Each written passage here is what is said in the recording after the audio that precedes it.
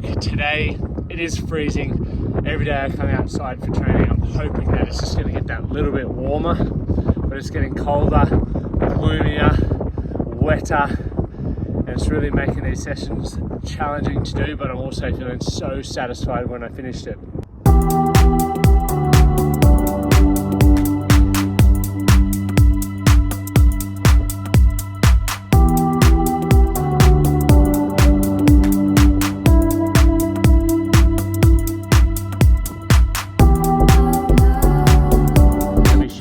How I prep my mindset for a session and all of those sorts of things, because I think it's very important that not only you need to prep your mindset for an actual race, but you need to prep your mindset for a session as well, so that you can give 100% and get or maximize the outcome of each individual session, because we're just building the outcome brick by brick.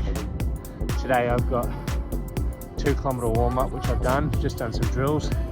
Now we're doing 10 400s with 60 seconds rest, sitting at about 4-minute pace for those. Should be fun.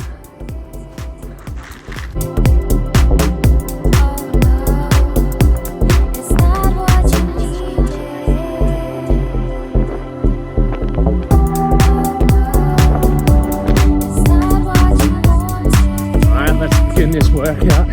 So we're going to hold the pace at 3 minutes 40 around the track.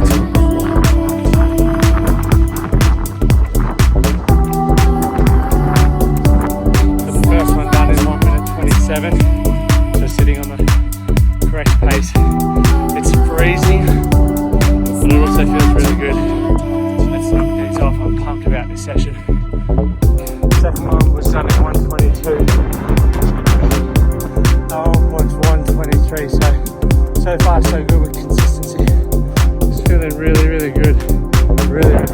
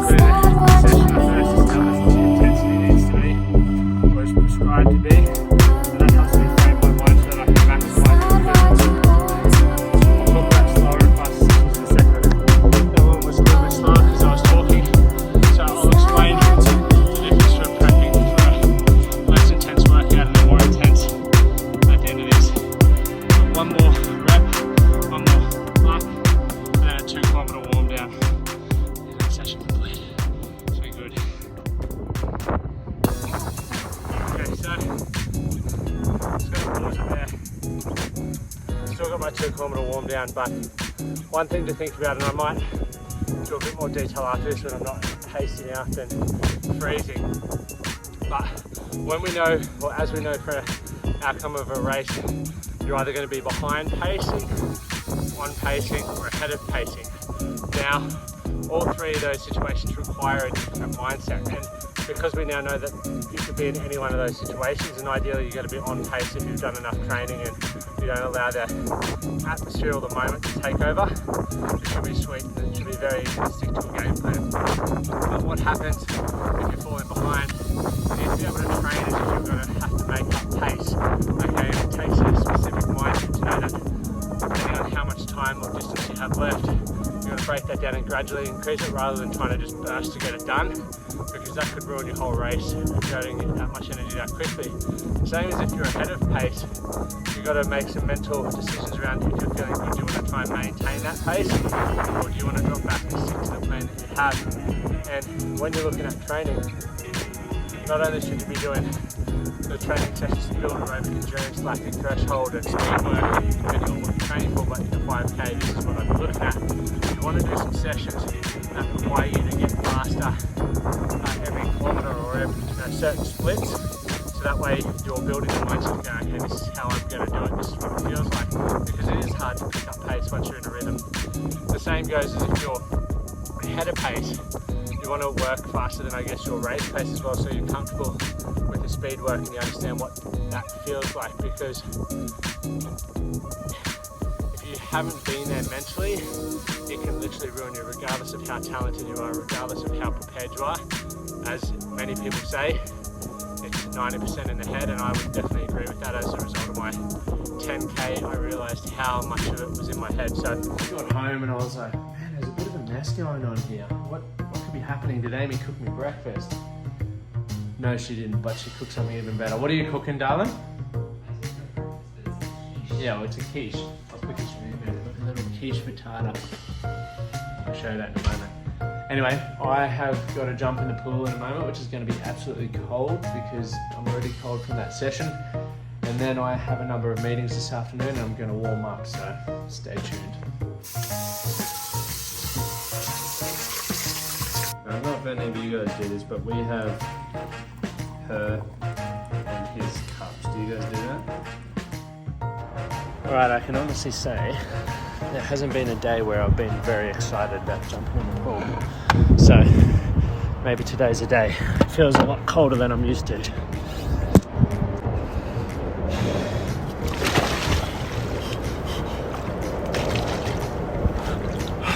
Before I get into the afternoon, where I've got application calls for our academy, I've been working on a presentation. Now the presentation is showing people the benefits of community versus network, and more so talking about how I built a community of like-minded people, what that process looked like, and now going through also the benefits of learning online and being part of online communities, because depending on where you live, you may not have access to the people that you want to be surrounded by.